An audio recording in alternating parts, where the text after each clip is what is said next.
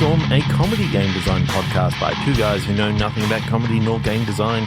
I'm Trevor Scott, and with me, as always, is Ben Slinger. Hello, and not here for the first time in a while, my squeaky-ass chair that you may or may not standing today. may or may not have heard in previous episodes, depending on how hard it was for us to edit it out, but we struggle with it every week. I tried. I'm sorry, I keep on leaving bits of it in there. Trevor, I don't listen to the episodes you edit. I wouldn't know. I don't listen to the episodes that you edit. Going off my own experience of editing it out. I know it's a pain. So yes, I'm utilizing the power of my standing desk today, and we'll see if it shifts the energy. Yes, but we are and talking about shifting the energy. We're going to shift the energy of the podcast by changing up what we actually do this time. I'm kind of in a game jam mood. We didn't realize this, but there was a dark web game jam like a couple of weekends ago, and so we've just been checking out all the games that have been on that dark web game jam. Now, the thing about the dark web game jam is there is only one theme and one theme only: law enforcement. It's always the theme. It's always the theme because they kind of use it, I think, as a subversive way to come up with new methods of avoiding said law enforcement, sometimes by putting themselves into the mind of the law enforcement, sometimes by being more on the nose and just mowing them down vicariously in their games. So, the dark web game jams are interesting. I don't know how they do it. They manage to be a bit more polished than most other game jams. I don't know if it's just the collaboration in there, or if they have some sort of weird secret like time lapse power that we don't know about. Or it's the fact that they probably all cheat anyway and have actually been building it for the last year and just because they know what the theme's going to be. That's it. And they're all, fucking criminals. And we know that everyone on the dark web, they don't care about the rules. But it works well for us because we get to play them and they're we get to play some games. So crank up your Onion browser or your Tor browser or whatever you call it. Peel off some layers. Yep. And, pull up a chair and have a listen to these games. So, Ben, do you want me to go first or do you want to go first? Why don't you go first? I know there was one that you wanted to talk about. Yeah, so Phonerensic Scientist. That's Phonerensic, not Forensic Scientist. And it was a video game about a phone repairman who also dabbles in a little bit of, forensic scientist sort of stuff, dabbling into going deep into people's phones and solving crimes and. Yeah, it was really cool. I like this one too. And basically you play like an Apple Genius style, they didn't use Apple, of course.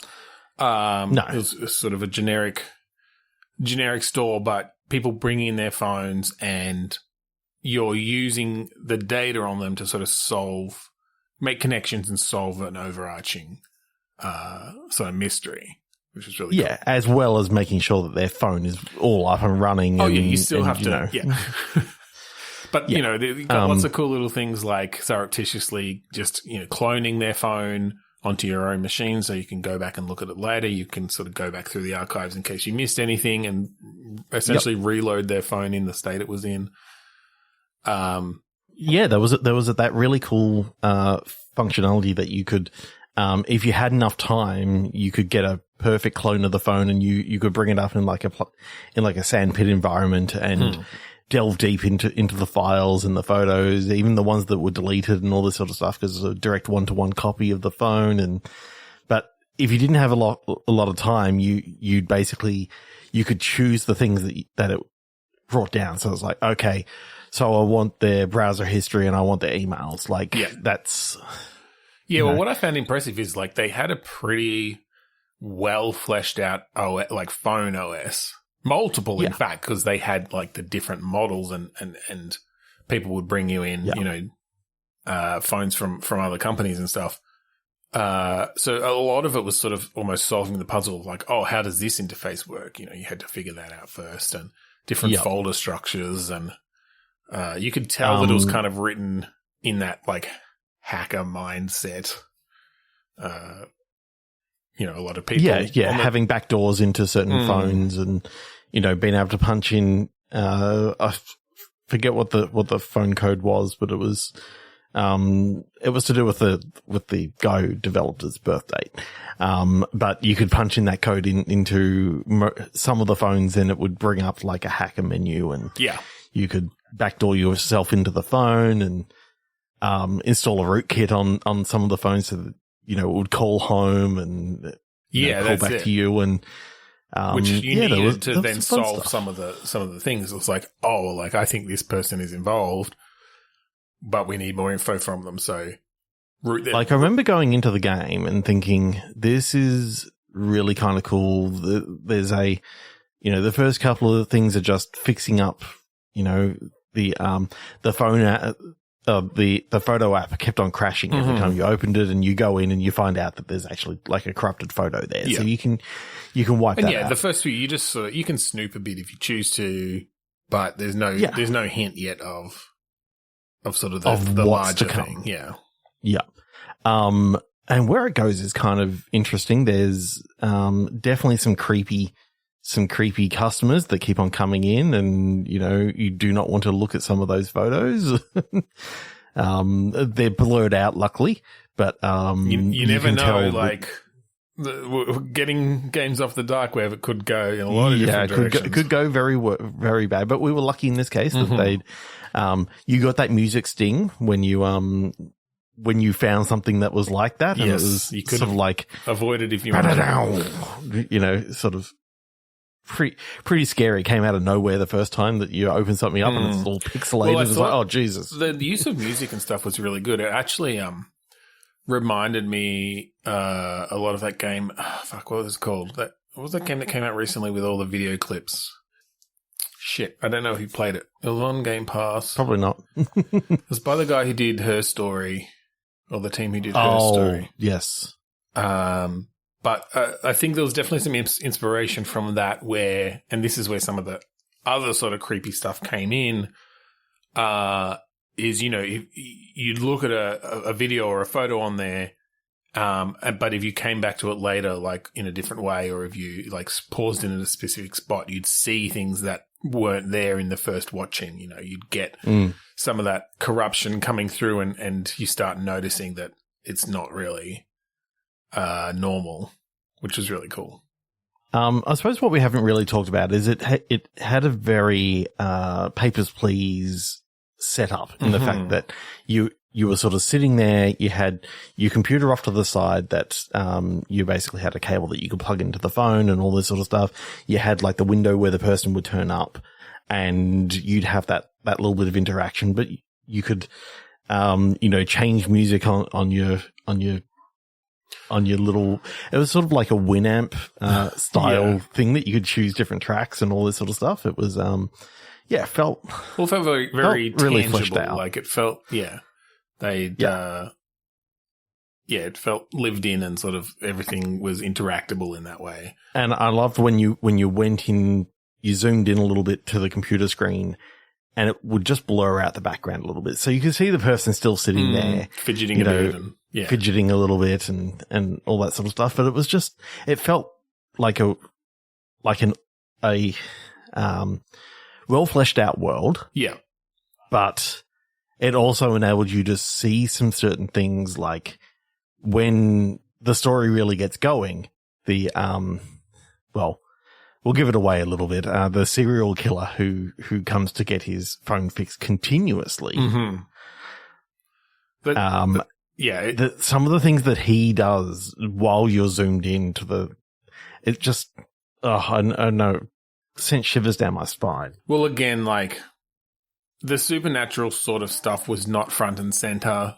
It was sort of more implied by these little touches and stuff. And yeah, there were some very unnatural movements that serial killer character would make only when you were not focused on them, when they were out of focus there. And if you caught it, it would just give you this real uncanny valley sort of situation. Yeah. I don't know whether I told you this, but while I was playing, I had to go grab a drink of water. Yeah. So I left it on the screen. I came back and this guy's eye was starting to come into focus as he was just getting closer and closer and closer. God. I'm like, oh my God. Like, that didn't happen to me. I don't know if that's just an idle thing or if it's I think it's the fact that I left it for like 10 minutes. Oh, and, man. you know, see, this is what I mean. It's just like you could see like the veins in his eye and it was just out of focus and it was just gradually what coming happened to when focus. you like touched the mouse again? It was back to normal. Just instant. Or just like retreated. Yeah. He retreated That's pretty creepy. quickly. But that I don't want to say it gave me nightmares, but it nearly did. Yeah. But yeah, I could see how it would. I would probably like it if they simplified the story a little bit. Like, I think going down the serial killer mark was all well and good, but it could have been cool as a sort of like a cozy game that you're trying to fix as many phones as possible, kind of like a Papers, Please. And I mean, Papers, Please isn't cozy, but I know what you mean. Yeah, you know what I mean. Yeah, I could see that sort of game working, and this is us going more into our own improvisational mode, but yeah, I could see that sort of game working pretty well as a cozy game where it's more about, maybe you're matchmaking or something, or you're like discovering relationships between different customers who come in based on their phone, which is still also actually like pretty creepy because you're snipping through their stuff, but using it's kind of like 1 hour photo with Robin Williams as the creepy, like also not cozy, but yeah. He's just trying to do it to save these people, but he's also a real freaking creep. Yeah. So yeah, let's move on. Yeah. I've got a good idea that, I might want to make a game like that. Yeah, well, look, the bonus of these games living mostly on the dark web is no one else plays if you it? rip them off, no one's going to know. Unless, they may send hitmen after you, but yeah, I've got one which they hide on the dark web. Yeah, exactly. There might be hitmen. This is just a bunch of assassins who like to make games in their spare time. Probably. There's a lot of waiting. There's a lot of sitting still in the assassin game, as you wait for targets and stuff. So yeah, as we learnt from Hitman. Yeah. Bonk's Breakdancing Task Force is one that I wanted to talk about. Oh, yes. So this you can already tell where the law enforcement is. Yes. Yeah, this was in the task force. pretty on brand, but a couple of interesting wrinkles. So it takes part. No. Takes place. Takes place. God, what's wrong? What's wrong with English today? Yeah. It takes place in the caveman era, which is fun, with obviously some, contemporary themes and things. It's not full on. It's not trying to be historically accurate, as the breakdancing, and the task force implies. This is literally the start of a police force. Bonk really loved his breakdancing, but he was wronged. That's it. His cave, so he built cave that task neighbor, force. Stole the pterodactyl eggs that he'd so carefully scavenged. Yeah, and he's like, "Who's going to do something? Who's going to have a lovely Who's going to omelet? do something about this?" Nobody except him. And what's his main skill? Breakdancing. What's his other main skill? Bringing people together for a cause. Yeah, that's it. He's got charisma. Yes. He rolled very high on charisma. And I did find it interesting that they went pretty full D&D-ish RPG with this. Yeah. It may have just been my bonk who rolled high on charisma. It's quite possible that you could roll a different bonk. You do have to play bonk because it's in the title. Yes. But you do get to choose the rest of your task force from companions and things that you meet. And yeah, a lot of the sort of moves then as you sort of take down perps, they were called grunks in this, but perps, revolve around breakdancing, different sort of moves that you can do. And particularly if you're dodging rocks being thrown at you and that sort of thing, there's a lot of almost Matrix-esque moves then as you get down and head spin. And I mean, my favorite secondary character was probably Crank. Yeah. He Crank was a would use a vine like no one else. Mm-hmm. You know, he basically had a lot of rope tricks, and you put that into the breakdancing, and it was beautiful. Yeah. And then like using it like a whip in his offensive stuff too was cool. Yeah. Crank was a good character. And then Junkifer, I liked her moves because they were sort of a lot more graceful in that way, like athletic. Yeah. Lots of flips. I loved the use of like environmental stuff. If you position him well enough, you could get up on a tree branch and jump down, you know. It was really quite a impressive combat system they put together. Yeah. And given that, you know, we assume that they did this in 48 hours. I mean, they probably didn't have to, but you could just tell, like, the unibrow physics, like, looked amazing with, you know. Well, and just the generators, like the character generator stuff and all the different types of unibrows that you could put on your cave people. Exactly. Now, I did notice that it was kind of hard to go middle sliders. You know, it was very Monster Factory. You had to go either extreme because everything in the middle was just vanilla.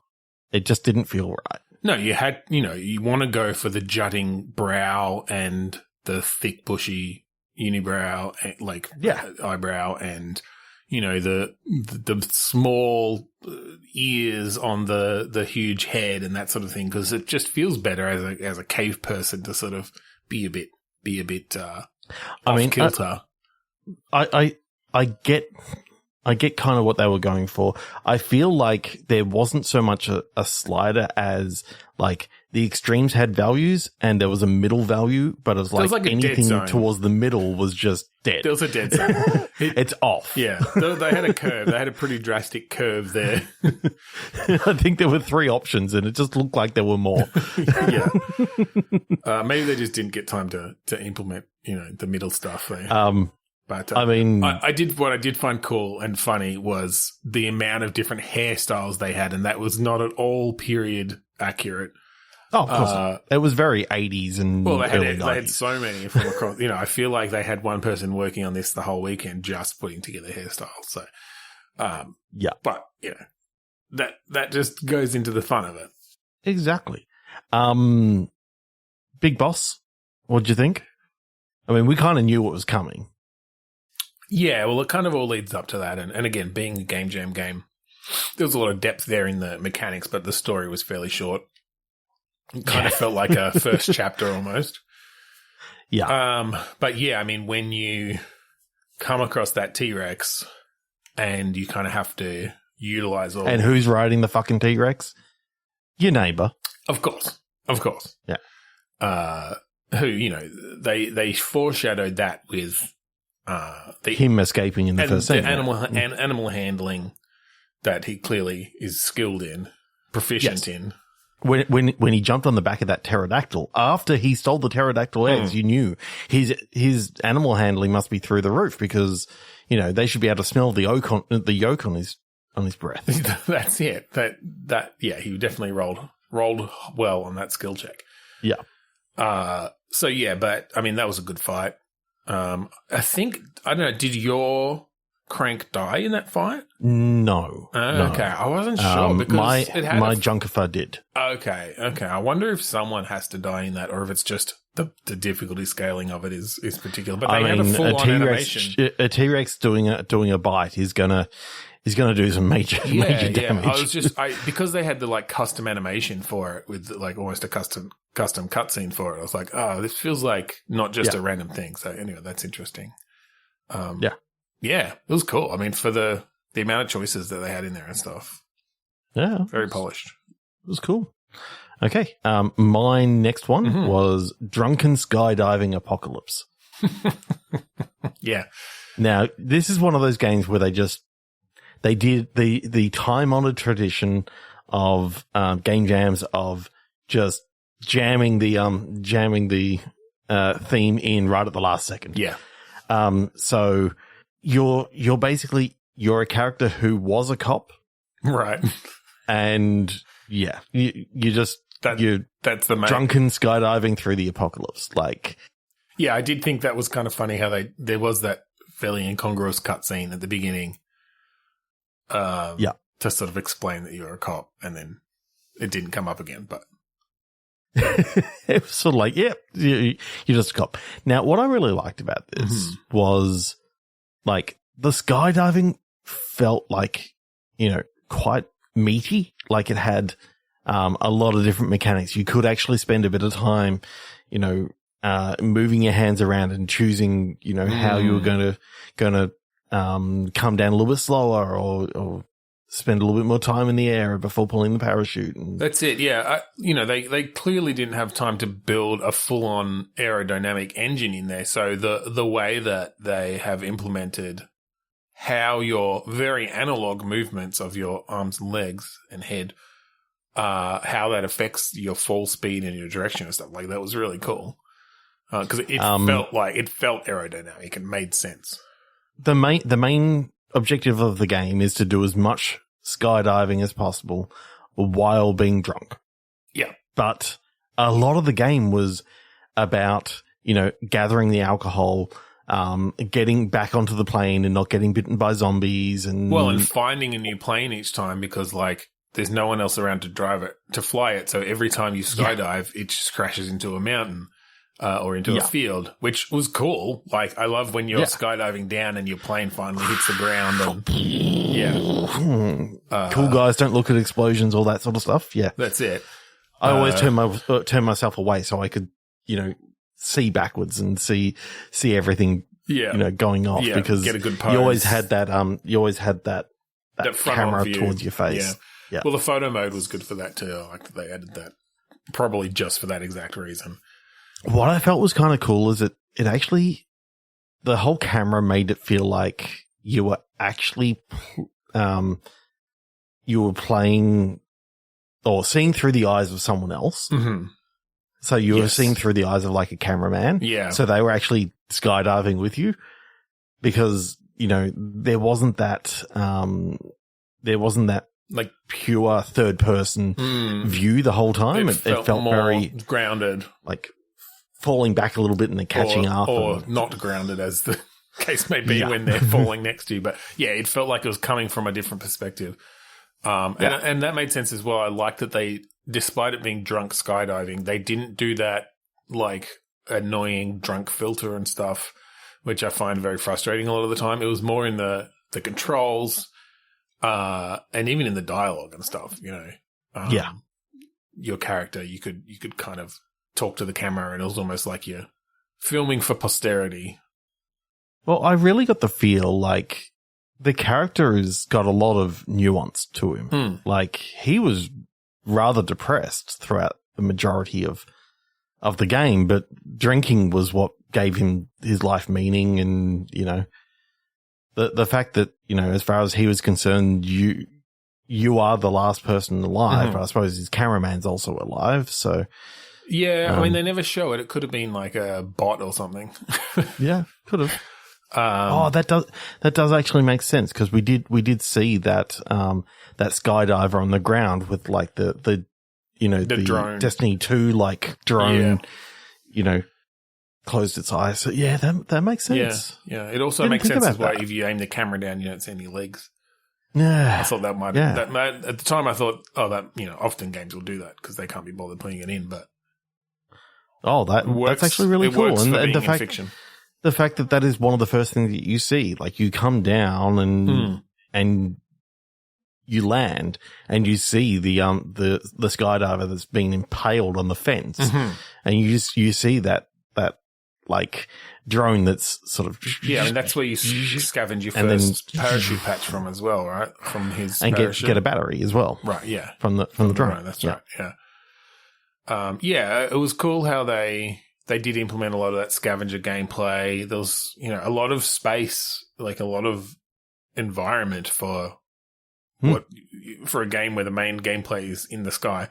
I mean, I guess for looking down, they had to build a lot of stuff, but different levels of detail there was really cool.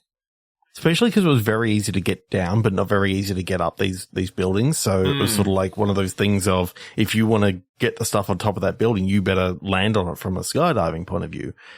But it wasn't easy. Like, you had to be thinking about the wind and all that sort of stuff, because it did come into play. And that's why they had flags on the top of each of the buildings, so you could see, up around this level, there's current going this way. But, if you go down lower, it could be going a slightly different way. And I mean, you say flags, but of course, being the apocalypse, like, they had very strategically placed, like, torn clothes, body parts that might, blow in the wind a bit, hair. Like, at one point, the scalped, that was a really gruesome, disgusting scene, by the way. We know the scene that we're talking about, but watch out for it if you manage to find your way into the game. But yes, there's let's just say a scalp with very, very long, luscious hair that's sort of blowing in the wind, and then just below that, when you land on that building, you see, like, everything. The rest of the, Yeah, it's pretty gross. It was gruesome. But, hey, it told you which way the wind was going as you were going exactly. down, so it did its job. Do you have one more? Yeah, I've got one more. I wanted to talk about electric beach conspiracy. Nice. So this was fun. You were technically law enforcement, but you were like the lifeguard. Yeah. I mean, we know from Baywatch that they are effectively, they can solve crimes. Yeah, exactly. Yeah. So you're solving beach crimes. Yeah. Now the name of the beach was Electric Beach, which is, you go into it maybe hoping something about electric boogaloo sort of stuff, or but I mean, that's kind of the vibe it got. It had that kind of funky 1980s aesthetic. Kind of 1980s aesthetic, the music and the hair and everything. But then, there was sort of this deeper conspiracy going on. It also was very 80s in that it was sort of around, they wanted to like shut down the beach so they could build the public beach so they could build, condos and stuff. Yeah. So it was very tropey in that way, but leaning into it in a fun way. I mean, my favorite character, as much as you're supposed to hate him, was like the coked up, businessman. Yeah. Like every single time he came down and, he had a car phone, and that was his big thing. Yep. That, he had this massive brick of a phone in the car that he put hang back up and can't jump out of his convertible, and you could tell that he was coked up, because, like, I swear in that one scene, they left a little bit of a white patch on his. Oh, yeah. Well, and I loved how much you could mess with him too. Like, it was sort of incidental that they'd added this in, but, like, you could steal that phone and bury it in the sand, and you'd have to go around looking for it, and you could, I mean, that's what the wire cutters were for, weren't they? So you could snip the cord. That's it. I think that was the only reason to find those. Oh, no, sorry. Also, disarming the bomb. I forgot about that. That's the other thing that you did. Oh, I think you can use the knife that you find for that as well. So, I guess, but yeah. Which I liked. Often in these sort of, because it did have that kind of adventure game inventory-ish style thing to it. Often in those games, it's like, oh no, you have to use the one specific sharp thing to cut a thing that we thought of. But they sort of, you want to use the nail clippers to cut that as well? Go for it. They didn't fall into that trap, which was good. But I really liked the way that they built up that story. Like I said, that very adventure game, point and click adventure game sort of thing. You had your inventory and stuff. The musical number was really cool. Yep. The animation was great in that. The very 80s trope of, raising enough money to buy back the beach for everyone and, win the auction with a talent contest. Well, I say talent contest. It was just a surfing contest. We get that. Yeah. And I like how they sort of did the flip on the whole Baywatch running up the beach, but it was the guy and his like junk was just kind of bouncing up and down very obviously. And everyone's just like watching on. And his shorts started falling down and he's like, oh. Yeah. I swear they must have mocapped that animation because it was very natural. Oh yeah, I almost feel like that had to be a blooper, and they actually they didn't mean for the pants to fall down. This is a very Australian reference, but I got a very Matt Shervington feel of like the size and movement of the junk. I don't get that reference. You don't get Matt Shervington. He was a athlete, an Australian athlete with. I don't do sports usually. Was he known for his junk shaking around? For his large junk. Yes. I'm going to search for Matt Shervington junk and see what happens. Matt Shervington out of control bouncing junk on Facebook. See, I'm not lying. No, I believe you. I just had to see it for myself, That's really fucking funny. So yes, that's the most Australian reference that I could get, and that gives you the exact like just watch Matt Shervington junk videos on YouTube and Yep. Yeah, so I love the comeuppance that the coked up businessman gets in the end. Although I think it was a little bit far that they got him with, the really, really bad coke and he ended up ODing. Well, at least they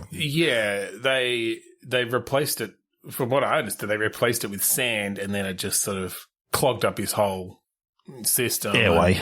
Yeah. That was pretty gruesome, particularly after you'd driven his car into the ocean and buried his phone and I couldn't quite tell if slept that with was his wife just, I couldn't quite tell if that was just an over the top comeuppance or if it was supposed to be sort of a satirical thing of how the villains were treated in those sort of 80s films, because nobody's actually that villainous.